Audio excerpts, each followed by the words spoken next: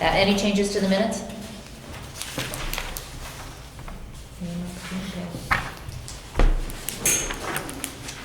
All right, so naming opportunity. Yes. As you know, that we have done a lot of renovations around the campus, and I would like the Facilities Committee to consider naming the athletic complex after our former athletic director and long-term teacher, coach, Chuck Lenahan. And what I would ask the board to consider is a plaque on a stone which simply reads the Chuck Lenahan Athletic Complex at Plymouth Regional High School. So it would be, say, the Zulius football field is at the Chuck Lenahan Athletic Complex. And we're not renaming fields, we're just saying the athletic complex would take on in recognition of the good work that Chuck did for 40-odd years. So that's my request of the Facilities Committee to consider with the full board. Okay. Any questions, or, yes, Barbara? I'm all in favor of something in Chuck Lenahan's name. I think it's something that's earned and well thought of. But I wonder about the policy we have for naming spaces. Are we following that policy? Well, I introduce it, and you can send it off. Usually, the policy calls for a subcommittee to review it of 2 board members, and you certainly. My request is the board consider it. It would be the board's decision whether it uses that policy or if it decides to do something else.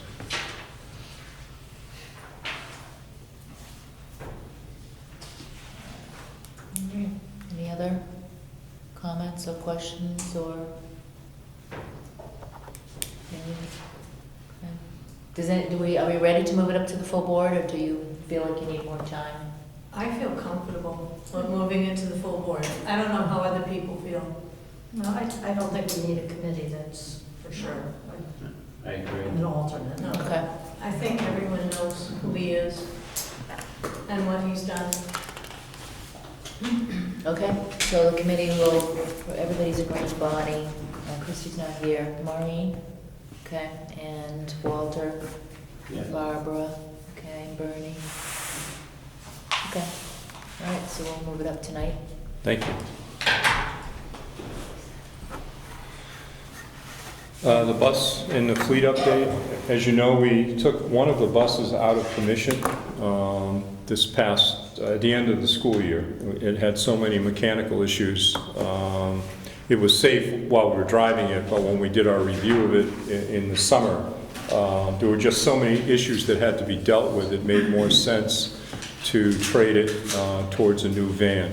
So with the board's blessing, in the summer, we went ahead and purchased a van that we should be getting in the next, it's a 2020 van. It should be coming in the next few weeks to take that bus's place. Also, we are running into conflicts with our transportation provider. We have so many IEPs that we have to meet that transportation now is becoming an issue.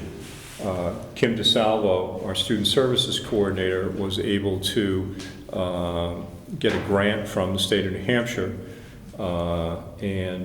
So we're going ahead and filling that grant out, getting state approval for Pemmy Baker to buy a van with grant money. It would be, it's an SAU grant, but ownership of the van would be under Pemmy Baker, and let me tell you why. The SAU, as you know, is a holding company. We don't have assets or anything. The building is owned by Plymouth Elementary School, and a share of it's owned by the SAU board.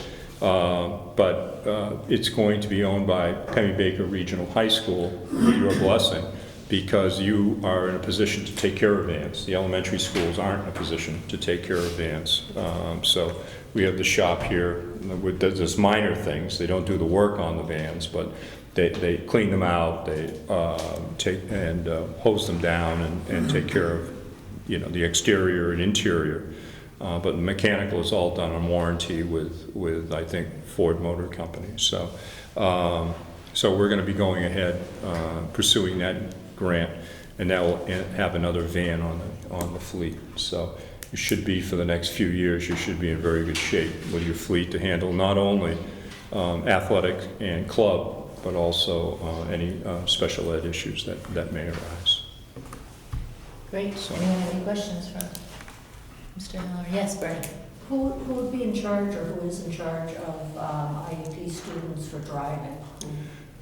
That would come out of Tanya Orlando and just coordinating. Kathy Howard sort of oversees all the vans upstairs. It's one of her roles. She works with athletics and with student services, so she would coordinate that. Kim DeSalvo would work with Tanya Orlando in terms of dealing with who's moving on what vans. And this is not day-to-day transportation. That's handled by contracted services, and there's a lot of special permitting. This is the field trip piece of it, and a lot of the curriculum pieces that go with it. So, and it's not always special ed. It's regular ed kids who that we deal with too. So, and we do a lot of jockeying. For instance, we may have a field trip to an event, and then some of the kids have to come back either for music, or they've got to go off to a music thing or off to an athletic thing, and those vans sometimes are used to do that. So it's supplemental, but still very much a part of the curriculum. Great. And when will we hear back from that grant, Mark? Pretty soon. Yeah, pretty soon, because we've been getting we've just gone out to get some prices, I think, for vans, so pretty soon. Great. Kim's pretty sure she's going to get it. Great. Okay, other business? There is none. Facility's been renovated. We spent all our money. Sort of like we're back from a honeymoon and we've got no money. So facility's going to be quiet for this year. Okay, great. And I noticed a few spaces up there that were paved. When was that done? That was done this summer. Yes, when we were paving, we looked at the campus again, and that was a piece of the faculty parking and also school board parking. That is our most heavily used parking area in the parking lot. It's the closest to the building. It's lit, and so we've all dealt with the mud in the spring. So that made sense. So we had some money in our paving budget, and we took care of it.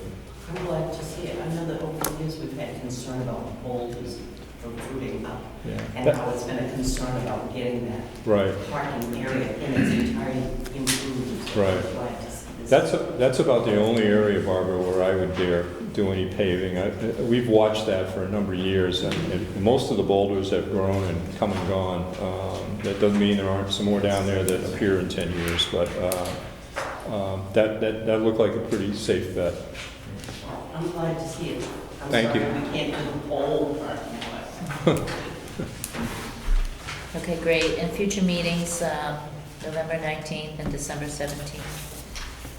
Great. Okay, so then we're gonna have move on to policy and budget. Is this clear? Is that Sam? The chair is Peter, but Peter is not here, so I'll be happy to step in. So members include me, Phil is here, Kim, Reno O'Hara is here, and Bernie is here. Approval of the minutes on the back page of the minutes from September 17th, 2019. Did anyone have any comments or changes to those? Hearing none, they'll stand by general consent. Next up on the agenda, fiscal year 20 state update. Yes, I think all of you at the last meeting got the handouts for the new adequacy that is coming just for the next 2 years. And I brought other copies of it from the last meeting. There are more copies here for folks that want an extra one. But some significant money, but it is only for 2 years. fiscal year 20 and fiscal year 21. So the Department of Revenue Administration is really getting ready to begin setting tax rates. And that money is credited to the individual towns. And that will be, all of that revenue, that extra revenue will go toward tax reduction in the member towns. Two of the member towns, if you can see, well, one member of the Pemmy-Baker, Holderness, but also one community in the SAU, Waterville Valley, you see a negative sign. And the reason for that is kindergarten aid, Keno aid, was a separate entity by itself. Janice? Kelly? It was a separate entity by itself. And when they eliminated Keno aid and rolled it into adequacy, that automatically became a minus sign in those columns. And so it looks like there's a reduction. Whether there's going to be a reduction in those towns or not, we can't get an answer to at the moment. But that's why it's a minus sign, is because that was Keno aid, which no longer exists. So we're going to have to await to see the final numbers as they set the tax rates. And Mr. Selectman, you may want to check on Holderness and say, you know, tell me where the adequacy is and tell me what happened to the Keno aid when you set your tax rate. Be interesting. We didn't vote in Keno though. I don't know. Why is it not? No, it's not supposed to. So all in all, the long and the short of it is, if any constituent of yours stops you and say, "What you do with all the money?" the simple answer is, it went back to reduce taxes, and that's just the simple answer to it. You may see the cities who function under city councils, you may see them have meetings to spend money that came in because it's over and above. But that's a completely different form of government. We're a town meeting, for the most part, a town meeting form of government, Municipal Budget Act form of government, Senate Bill 2 form of government. We have 3 forms of government just in this room, but none of them allow you to spend money without a special meeting of the district. So, and we aren't calling them. We got our budgets, and we're pleased, and we're happy to send the money back for tax reduction. Any questions for the superintendent on that issue? No? Okay, we'll move on to item number 4, which is the tuition students update on the count. Yes, we are significantly down this year in tuition students. We have 11 students coming to us, 2 from Ellsworth, 5 from Waterville Valley, and 4 from Warren. And this is a significant decrease for us. As we project next year, we're projecting even lower numbers in terms of potentially 7. And that reflects enrollment, as you saw at your last meeting. Also reflects, we're still holding pretty strong in Warren. We have 4 students from Warren, but the Warren School District only pays a partial amount of money toward the tuition, and the parents make up the rest. And it's a significant amount of money. So our numbers from Warren are going down. Waterville is also decreasing significantly, and Ellsworth has always been 2 or 3. They have 2 at the moment. Also, we do not have students from outside. We sometimes get students from Moultonborough or other places, and we don't have any of those students at the moment. We sure hope we get some. But right now, when you look at our revenue projections on this side of the budget, you'll see tuition, regular and special ed, $375,000. We projected them to set the tax rate, which is significantly lower than last year. We were in the $450,000 range last year.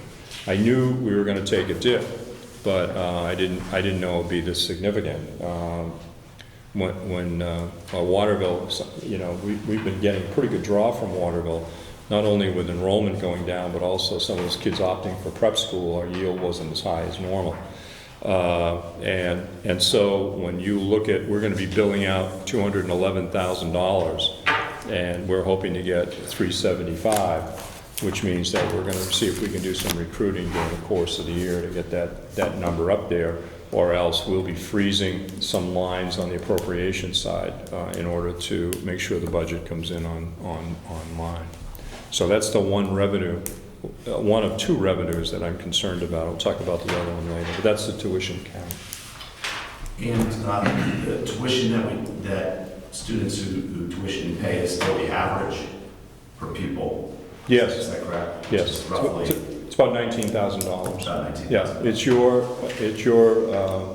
per student price from last year. And we don't mark that up. We take the number right off the MS 25.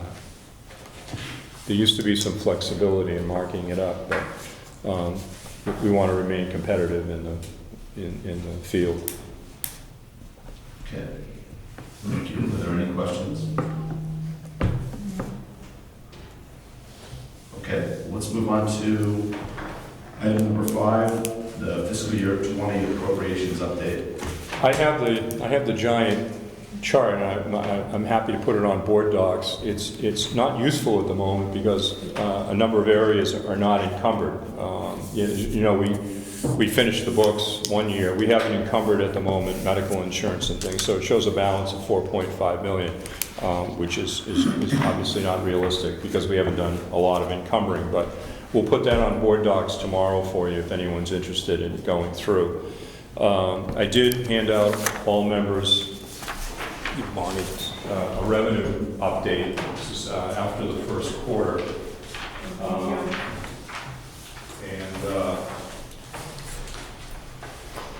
This is a fairly slow time for cash flow from revenues. But as you can see, we have our unreserved fund balance. We had our first equitable education aid payment, and those will go up. But the big equitable ed payment will be made in April. That's where everybody's going to catch up with all the extra money in April.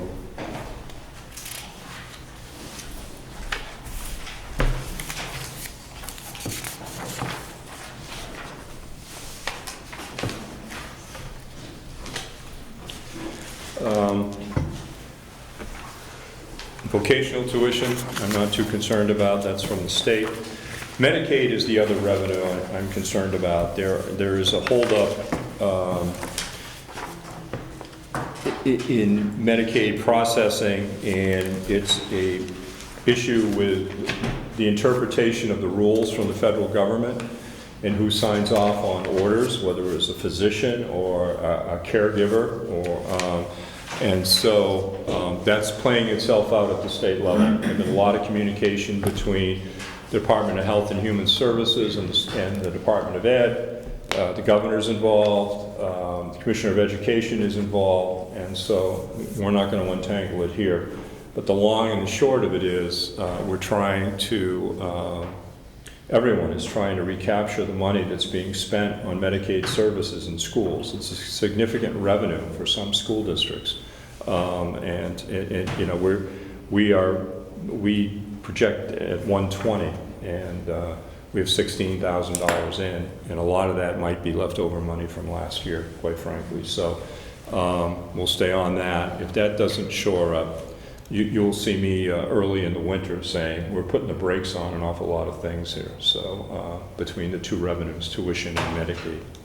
Mark, are we going to eventually get all of that? Or is it we just get the slow roll on it, or is it something where we could come up short, actually? We could come up short, Sam. Okay. Yeah. Yeah. I have no idea what triggered this. The rumor is an audit from the federal government, but you know, the federal government gets blamed for everything, so I don't know what triggered this. Okay. Thank you. I will tell you at the beginning of this process, it was the good work of Judd Gregg who got Medicaid rolling into schools way back when. So I don't know what changed in the rule or whose interpretation changed, but this has been a very good revenue source for school districts and towns, quite frankly. You know, I know Senator Gregg at the time worked very hard to get this revenue. Title I, that's basically a 40% payment so far. Some tuition, that's a little bit of a payment that came in early. Earnings, and in fact, I think a lot of that is families from Warren who got a bill from us and just paid it. So, earnings on investment is probably 1 month's worth of interest. And then thermal Rex, we sold some thermal Rex, and that's off of the wood project that we have that's credited. Then you have some small grants that we have, and then that's it. So it's a pretty slow month. You can see down underneath the assessments for the communities, and those have been finalized with DRA, those assessments. So that's the amount of money that, the cash that comes from the individual towns to support the district. And then the percentage of payment. I will note that the Pemmy Baker treasurer is also the treasurer of camp, so she keeps an eye on the books. Just so noted, Mr. Chairman. Thank you, appreciate that. No problem. And that's my report. Thank you. Any other business before the committee? Mr. Chairman, at your next budget meeting on the 19th is where we'll be introducing your draft budget for next year. So Okay. over the course of the next month, we'll be putting that together. And that's a subcommittee meeting night as well. Right. Yeah, so we'll introduce it at the subcommittee, and then you'll have the opportunity to set some dates if you want to review the budget, do some other things. Okay. Excuse me. Do you have any guideline with the 50 numbers or just? We have a lot of debt, Phil, so my guideline is we're coming in as low as we possibly can. The collective bargaining agreements are set, the debt rate is set, so we're gonna come in. I know Bruce and Bob and all of us are coming in as low as we can. Healthcare is projected about 6.7% increase, so which has been better than recent years, but it's still a heck of a hit for us, and then work backwards from there. But it'll be the second one of our payments on the bill. Might be the second or first payment on the building. These buildings run together, so I don't know. But we'll come in, I think, at a very manageable. There's to be no, oh, we're in at 18%, or there'd be none of that monkey business. It's just serious. Any other questions? Okay, so Maureen can some program stuff. All right.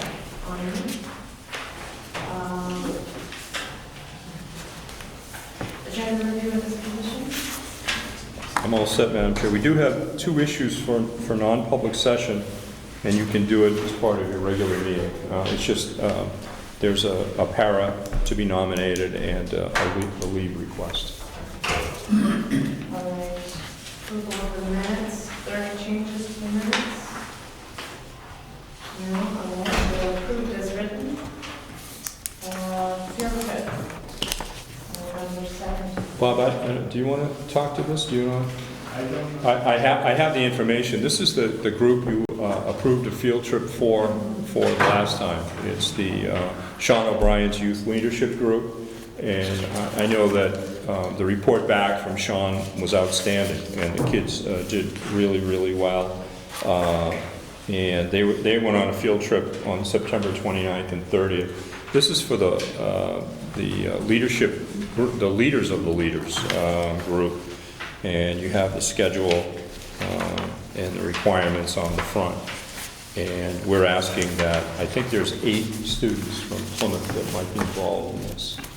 So, but we're asking for permission for our students to go to the high school, the regional conference. I think there was a list of the schools that are participating somewhere in, yes, in the dark. You can see that mostly North Country folks. On the back side where the schedule is,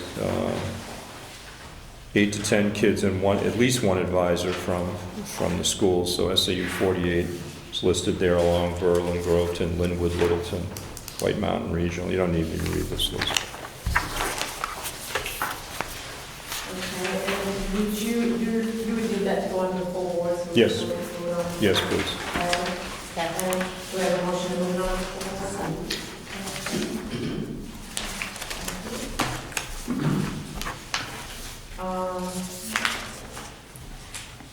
Other business, I guess we all need to discuss it. No? Do you have anything there? Okay. The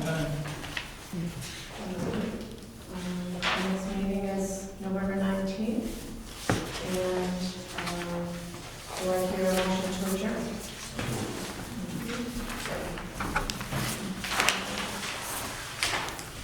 All right, great. So we'll open up for the school board meeting, agenda review and disposition. I'm all set, Madam Chair. We do need the non-public session for personnel. Okay. Yes, here. Approval, I was gonna move all the minutes. Do we have any issues with minutes or anything that needs to be changed? So a motion to approve those. Maureen, second by Walter. Great. All those in favor? Okay, great. The student superintendent report.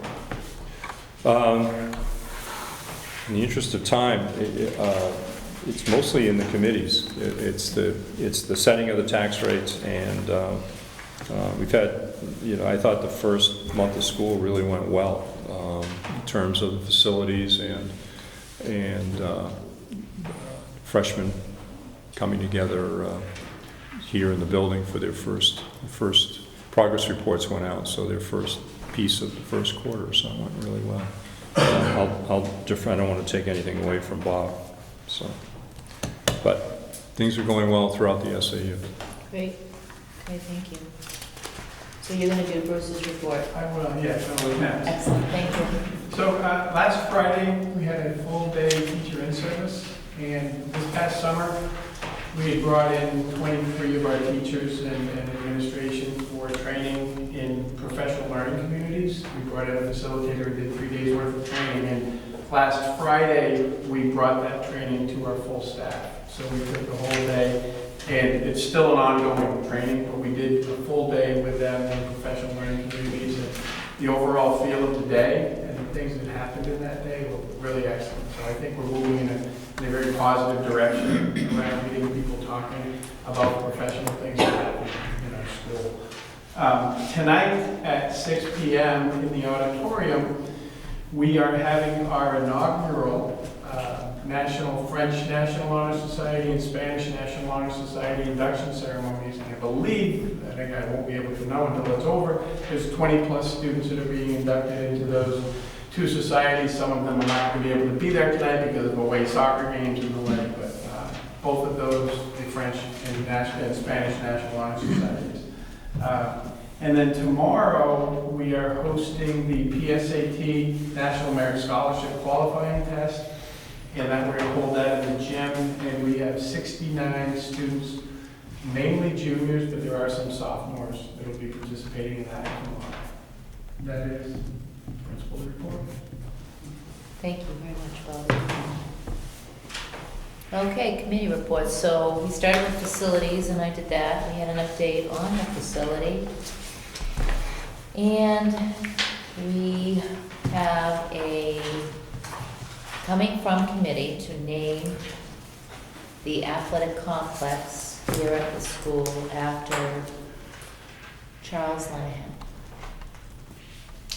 So, I guess we want to just vote on that. I have one question about that occurred to me after. How do we go about making sure that we are following the policy that we have? Is that something that? Well, the policy, as I recall, the policy was a subcommittee of the board, 2 people, and it was to look at the merits of the request. The background, commitment to the school district, and those sorts of things. So you know, it's a board's prerogative to follow the policy. I think it would be sort of the check the box kind of thing. I mean, I don't, as I remember the policy, I mean, Chuck fit on all the categories. Yeah, I seem to recall that too. There was something on it that I'm remembering, and I don't have it in front of me, about having a certain committee of people that we really had to have in order to name something, but I don't remember if that was just the board. Yeah, I went back and looked at it for our last naming opportunity, which was for Mr. Deachman, and it was board. It didn't preclude the board from bringing people in from the community, but it was Okay, it was definitely at least 2 board members that I remember. that's fine. Okay, so coming from committee, all those in favor? Anybody opposed, abstaining? Okay. Thank you. I appreciate that, and I think the community will appreciate it also. Can we, will there be a formal dedication of that? In the spring. Yeah, we talked, Phil, about placing a stone over, as you come around, we're trying to get people to use this entrance to the athletic facility, so they would come down, and you're either going to the right or to the left. And there would be a stone with a memorial, well, no, with a plaque on it. And it would be right there, very similar to what we have for George Zulius and for, I'm blanking on the coach's name, and I should know it, on the baseball field too, yes, yeah. And Mark Dakota has a little plaque by the grandstand here, so it'll be in that tasteful form. Okay, great. Okay, Sam, you want to do just a wrap up of your meeting? Sure. So, the Policy and Budget Committee met immediately after the Facilities Committee. We approved the minutes. The next item, the superintendent gives a fiscal year 20 statement update. Essentially, it discussed what we had discussed 2 weeks ago, which was the preliminary state education increased aid numbers, showing the amounts that would be increased in almost all the towns except for 2, Wilderness and Waterville Valley had small decreases. The superintendent indicated mostly probably due to Keno aid, right? That's right. It was his own separate category. So it's It wasn't, and now Keno aid is rolled into adequacy. Yeah. But I don't, the question, and we didn't, Dan Roster spoke with DRA today, and they didn't have an answer. They said, go see Department of Ed. Is, you know, did you roll the old Keno aid money into you just subtracted it? You didn't, is there a credit in the new number that Holderness and Waterville Valley will get? And DRA said, we don't know. And I believe they just get a number, and then they plug the number in and set the tax rate. So he has put a request into Caitlin Davis, who handles that at Department of Ed. She's very good, and I'm sure she'll get back to you. Okay. Thank you. And all the money is going back to reduce taxes? Yes. Yes. The next item was the tuition students update count. Our numbers for tuition students are significantly down. We have 11 this year, 4 from Warren, 5 from Waterville Valley, 2 from Ellsworth, and projected even lower for next year, perhaps around 7-ish. And that's one of the items that the superintendent indicated that we were keeping an eye on revenues because we had 450 last year, we're projecting 375 this year, and presently coming lower. So Yeah, we're billing out 211, which is significantly lower. So we'll have our ears open for any opportunities to get some tuition students from other districts. Absolutely. And roughly right now, it's the average cost per pupil here is what the amount is, and that's from the MS-25, $19,000 per student. Right, approximately, yeah. Around that. Then we went on to our fiscal year 20 appropriations update. Not really that useful right now because it's so early. We haven't done a number of the encumbering yet.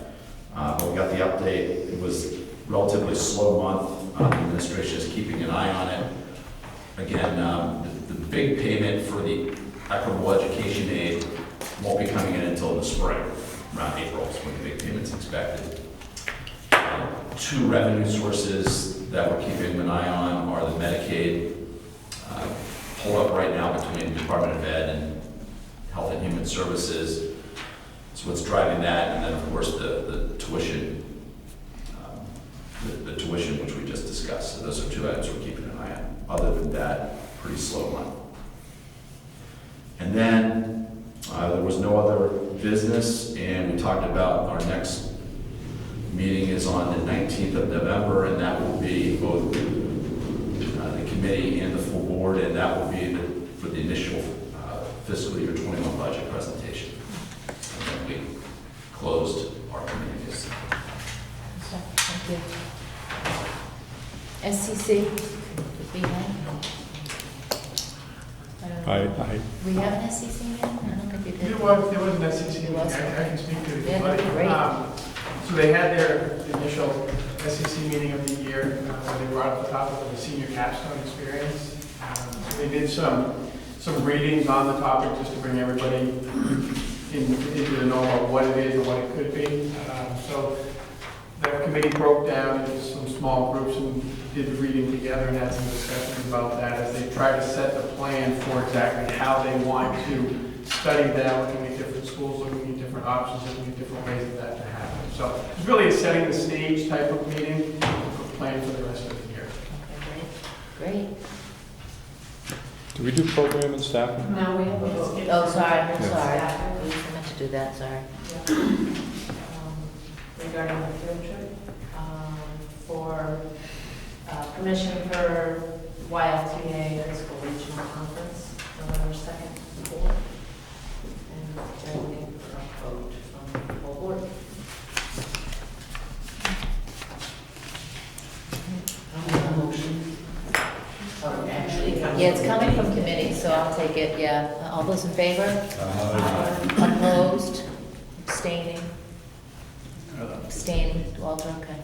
Thank you. And that's all. All right, were you done, Bobby, with the SCC? Did you? Okay, Yeah. all right, just want to check. All right, thank you. Meetings for the fall, so this was circulated with our dates. And also, it was attached to your agenda, too. So you're looking at Tuesday the 5th for the full board. If it's a slow period, we won't drag you here. We'll save everything for the other meetings, but if there are something, if legitimate issues come to bear, we'll have the meeting. If not, we'll be in touch with you. The 19th is a big night. Subcommittees will meet, and the full board will meet, and also be the presentation of the FY21 budget.